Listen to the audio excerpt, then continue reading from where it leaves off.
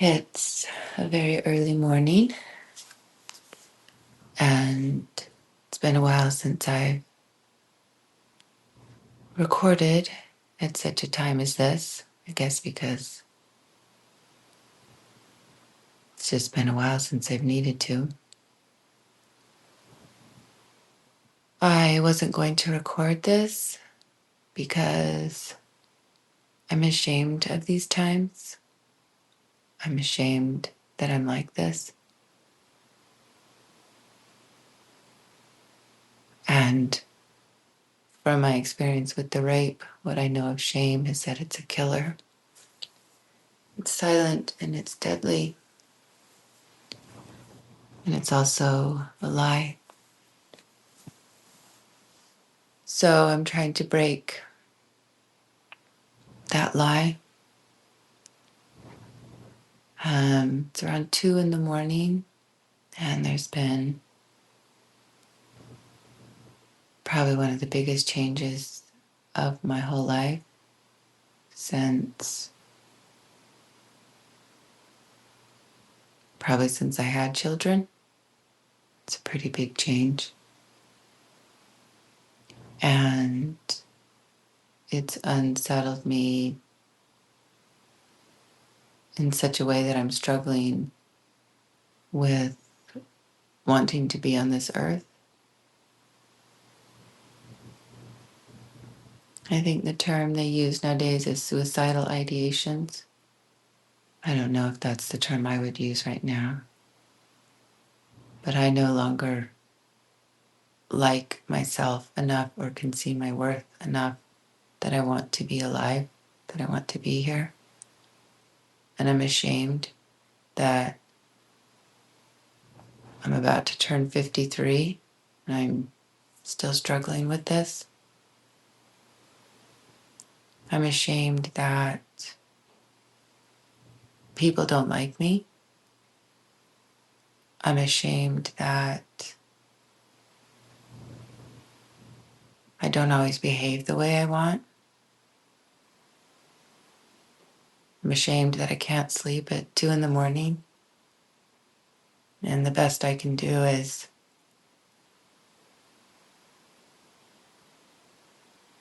take my altar apart and put it back together in a different way that hopefully is more aligned with the actual journey I'm on as opposed to the one I wish I was on.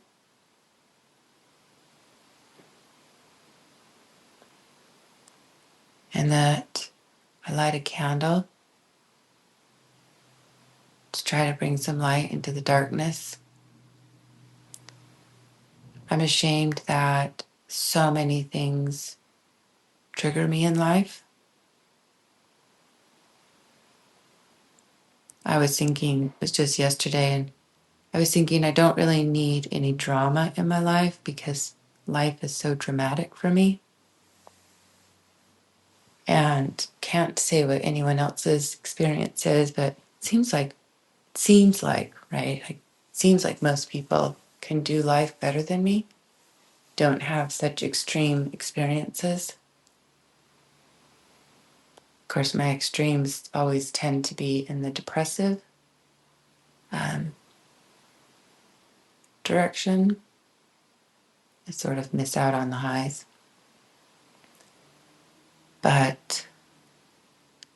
And I don't remember where I heard this, but I've heard it a couple of times. I think it's on a podcast that has to do with fasting. Anyway, I could be getting that all wrong, but the number has stuck with me. But I guess more women, I think they meant females, but I think they may have said women, in their lives between the ages of 45 and 55. Oh yeah, it was because they were I think the person was finding some kind of correlation with menopause. But I wondered if it's more than that. I've already gone through menopause. Um, I wonder if it's also just the huge life change of when you've been a mother, and oftentimes that's like a real big, it's not just that your kids have moved out, but there can be huge shifts at that time also in when you've dedicated your life to something, you're no longer that. And if maybe that hasn't gone well, the outcome wasn't what you wanted, what have you been doing? That's kind of what did I do it all for? If I put all those years into that and it didn't go the way I want or doesn't seem to go well, what have I been doing and what do I have left? And I think that's where the why bother? Maybe I'm just a bother.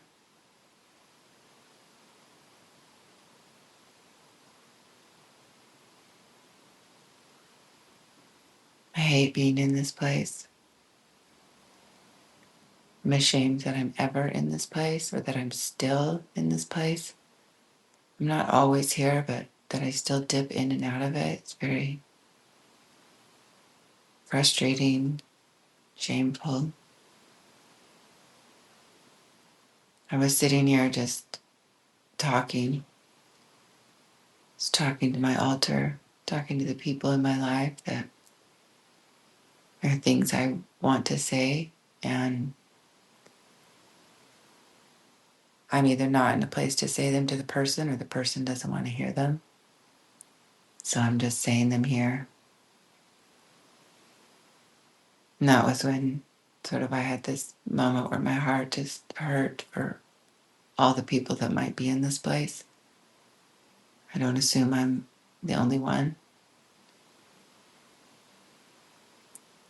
And that was when I thought, I always told myself if there was anything I could do to lessen the burden of others that may have similar experiences, maybe not on the outside, but on the inside, that I would try lucidess. I would try to shine the light, to bring more clarity, more brightness to the situation. And I don't say that as like, oh, let's just look at the light. The clarity begins with, oh, this is a situation. Just literally shining light on the situation. This is a situation that some of us are in and inhabit. And it's hard. And it's not only hard that you're in it, but then the judgment that you're in it, at least for me, makes it worse that I judge that I'm like this.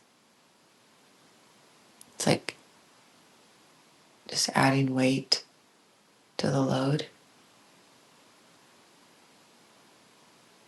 Because, of course, you're not supposed to be this way.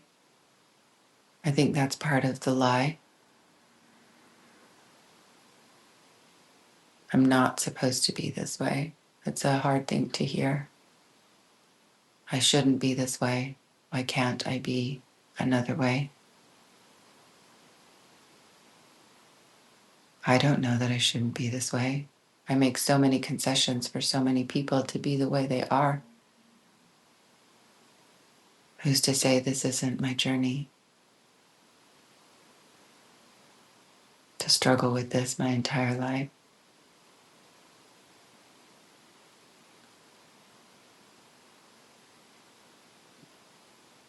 We wouldn't judge someone with a physical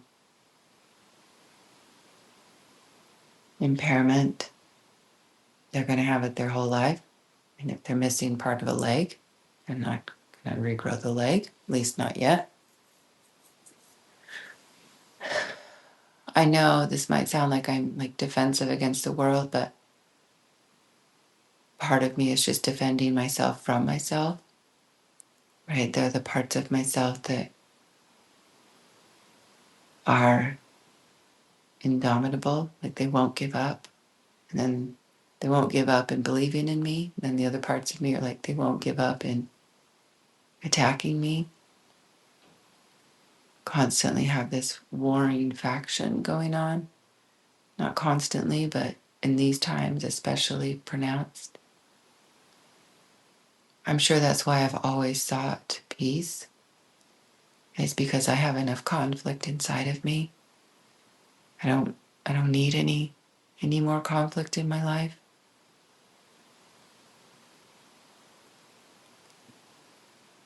I'm sure that's why I also get so triggered when there is conflict in my life. I'm sure there are many reasons for that.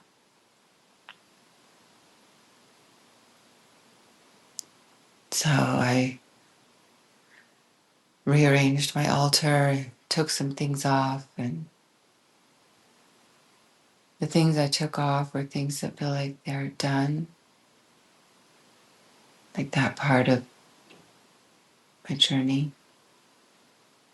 It's interesting because they have to do with my mom and my kids. The reason that's interesting is because the last few weeks have been such powerful reflections for me, because I see the way that I've judged my mom, and now I'm feeling the judgment of my children. And so standing in the middle, it's like this two-sided, these double mirrors where I think I have the right to judge my mom for the way she raised me, but I don't think my children have the right to judge me for the way I raised them, because I can look up at the way I was raised and be like, yeah, but I did better than what I got.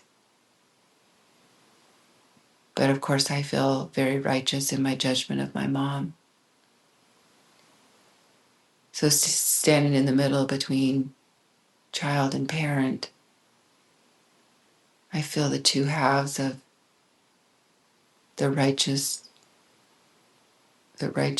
judgment, and also the humble ask. So the righteous judgment of the child, and the humble, there's sort of the humility of being a parent.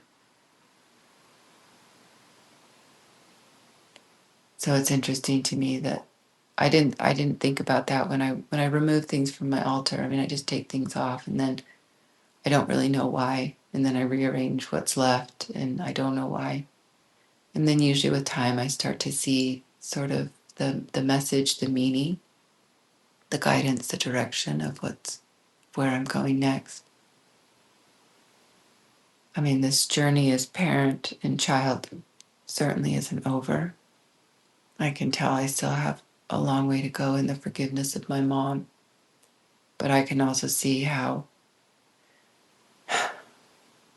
so much of my blame is actually just pain. So much of my blame is actually just pain. And I'm sure so much of my children's blame and judgment is just pain.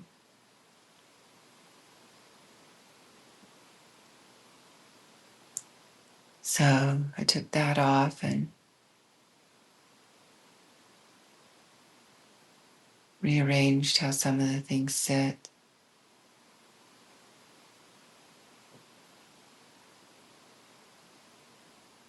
Just trying to find life and light, the flame in my own life, my own heart.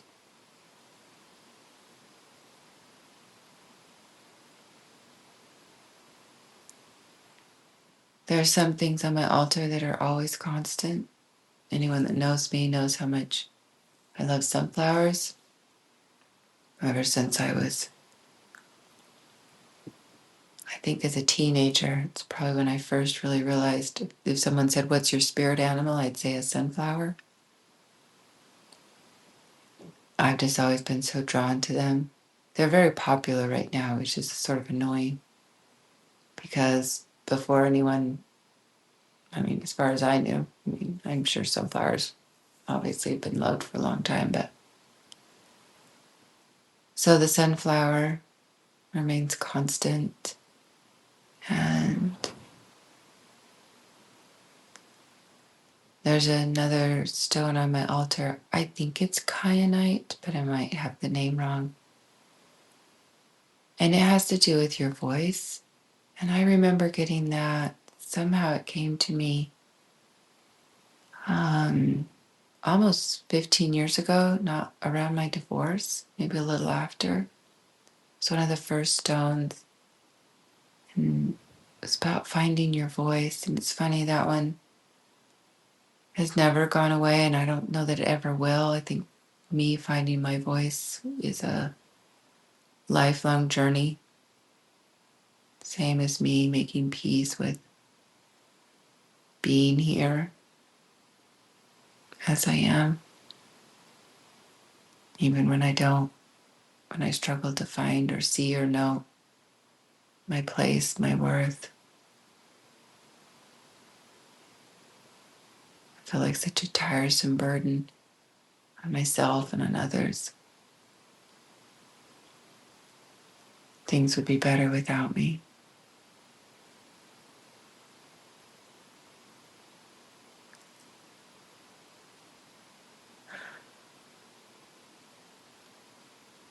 That's such a lie.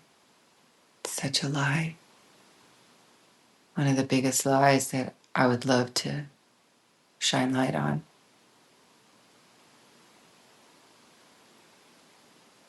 It's never better without someone.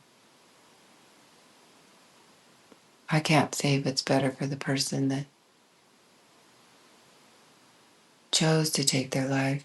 I don't know. That's not for me to decide, but it's never better for others, which is, I say that because there are so many times when I think if I just went away, if I was just gone, their life would be better. Would like remove the problem if I was gone. And it doesn't. It never does. But that's definitely one of the lies that I believe at times. It's one of the ones I'm trying to really see in myself, to know that that is truly a lie.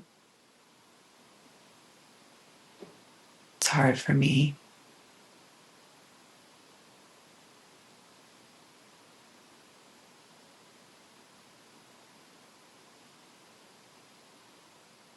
I know you can't see well. You can see the light of the candle, but I don't know that you can see much else. I can't really. The camera's away from me pointing at the altar, so I'm not entirely sure what you can see. But the shadows, I've always loved shadows.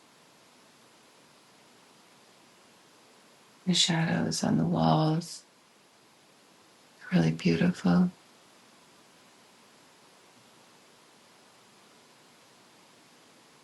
And the shadows in our lives.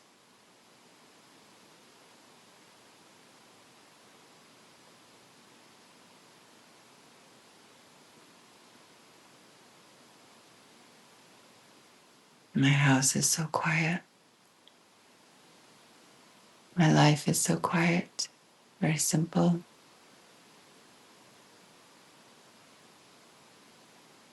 My daughter moved out. I guess it's been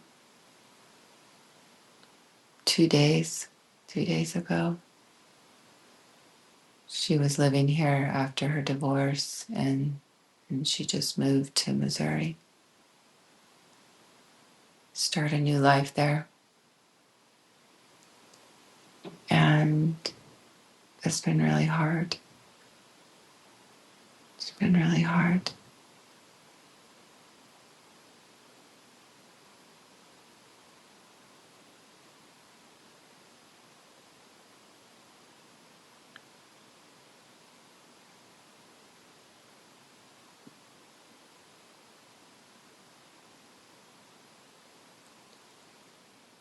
I think one of the hardest things for me right now is I'm able to see myself more clearly through other people's eyes. Well, I guess I can see their judgment of me clearly. I often wonder if someone came into my life and they saw me as an amazing person, if I'd be able to see myself that way. I'm so quick to see all the flaws that other people point out in me, all their judgments of me.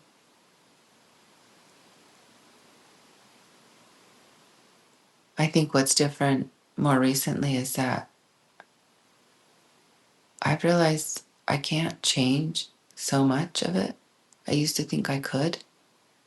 Not even that I can't change it, but I also can't hide it. One, because it's just too, like, it refuses to stay hidden. It was like I was able to hide my trauma for so long. And then, the last few years, it's like, no, like it comes out. I don't like to see it. But so, people that may see, and they may be very right in seeing my trauma, my triggers, certain aspects of myself. It's so funny because it's though I could fix it. And maybe with time I can adapt some of it, but I can't even be the person they want me to be.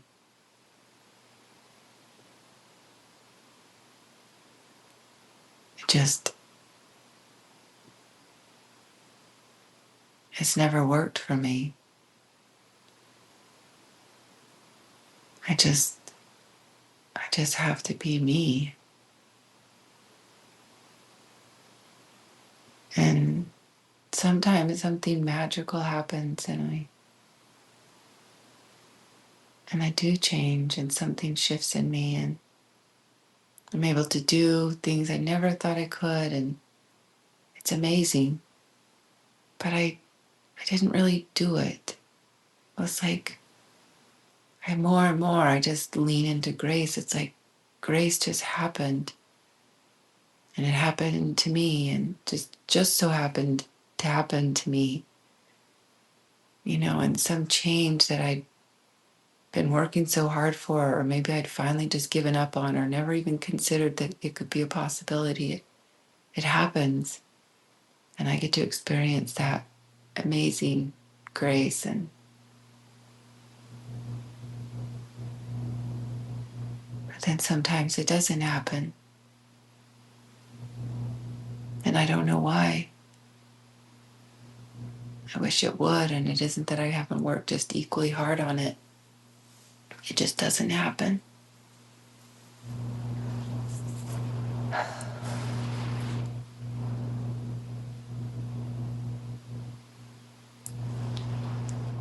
If somebody's out there and they're just like having the most amazing life right now,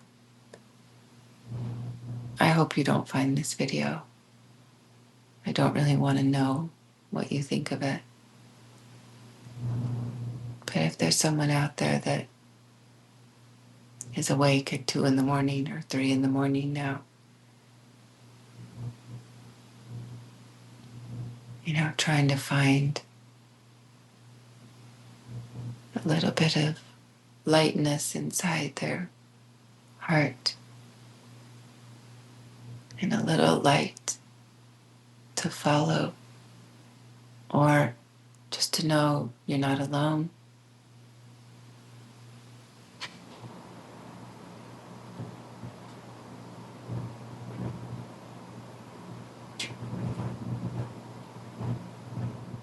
It's so cold outside right now. It's February. It's down in the teens. The furnace just turned on, so the flame will flicker now.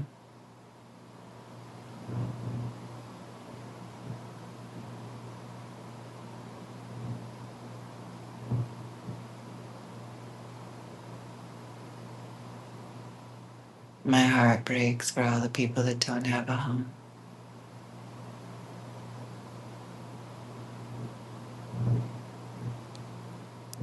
My heart breaks for the people that have a home and it's not safe.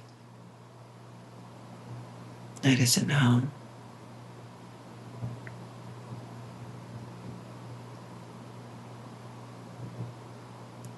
I'm so blessed to have a home.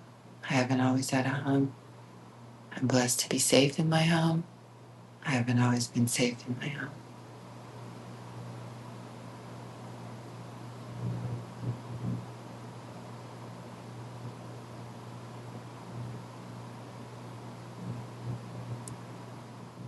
I'm sad and I'm sorry that I feel so badly about myself.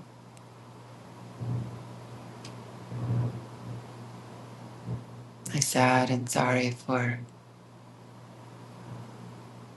the ways I haven't been able to show up for the people in my life that I love and care about.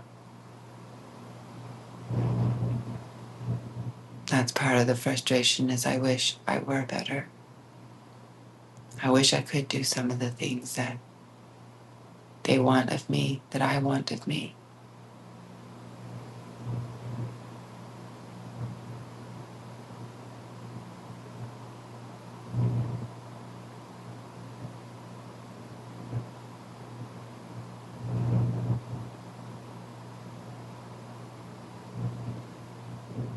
I'm sad and I'm sorry that we all can't be better with each other and to each other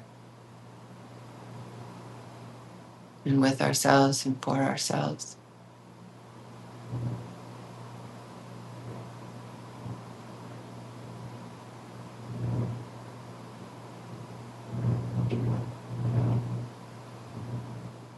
I wish I was better at communicating, sitting down and saying the hard things and listening to the hard things and saying them again and listening to them again until we finally get down to the heart of the matter. Like it's not about the dishes, right? Something much deeper going on.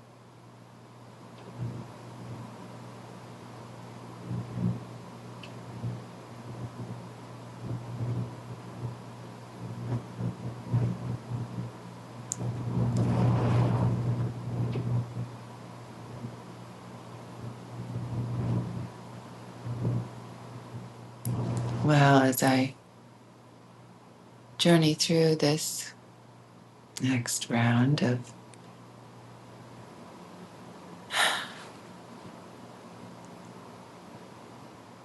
doubting,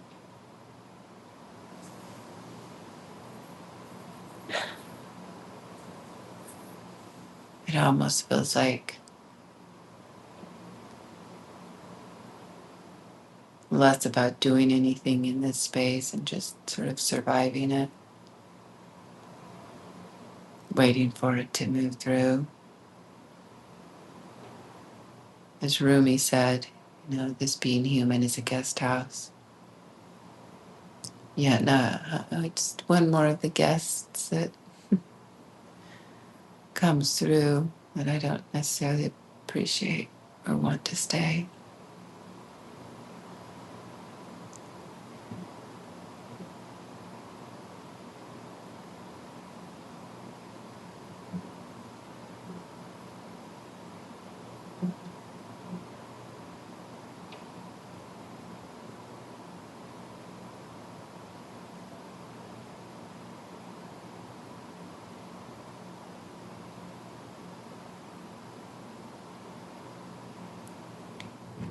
I don't know if you know what I'm talking about. I'm not even sure how to describe them, but they're like these little stone, these carved stone animals, little small. I think they have names, but like little figurines. My mom had like, my God, it's like, I don't know, 50 or 10, 60, literally, like, because I must have 30 up there. I bet my mom had like 60 or 70 of them, like in drawers and just everything. And when we moved her out of her house into the assisted living facility, I don't know why, but I just was like, I didn't want them, but I was so torn. Like they were just so her thing. I was like, God, I don't know what to do with these. So I ended up just like kind of throwing them in a bag. Ooh, the light went out.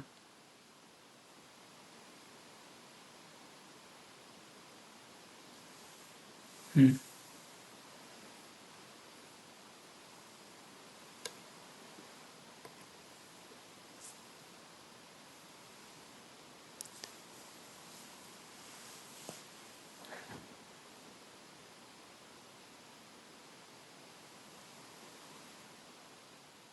Well,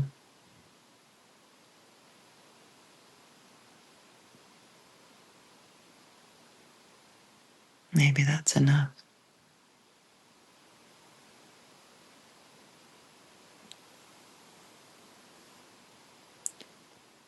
I turned the camera so you could see the shadows on the screen, but I don't think it's picking it up.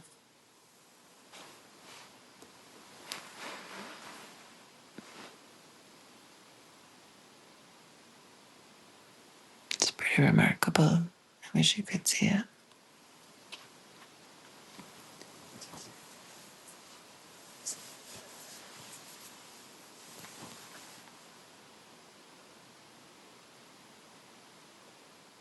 I guess in this moment, I wish that whoever you are, that you were here. I could just hold your hand and you could hold my hand. Just know that this too shall pass and that we'll be here tomorrow for all the tomorrows that our life has.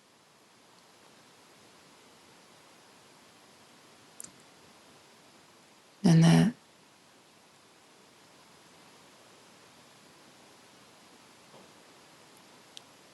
so many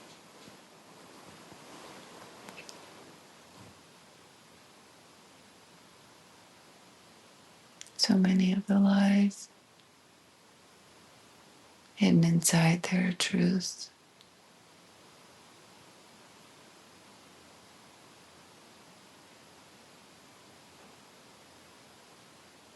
I think the best thing I can do for myself is just hold myself.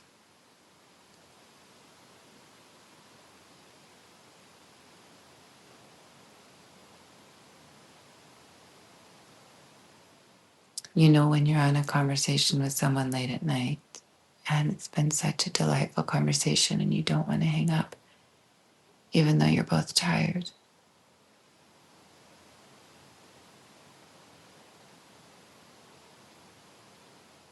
That's how I feel right now. That I'm on a late night call with someone I really care about and I've enjoyed being with. I don't want to hang up. And I don't have anything else to say.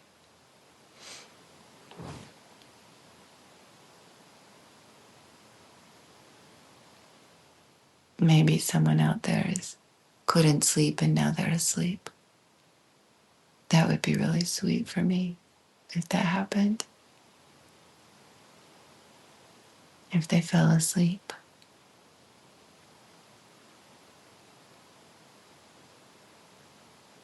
I would like that. Maybe I'll listen to this one day and fall asleep. Be me, being with me, being with me. The reiterative presence of presence.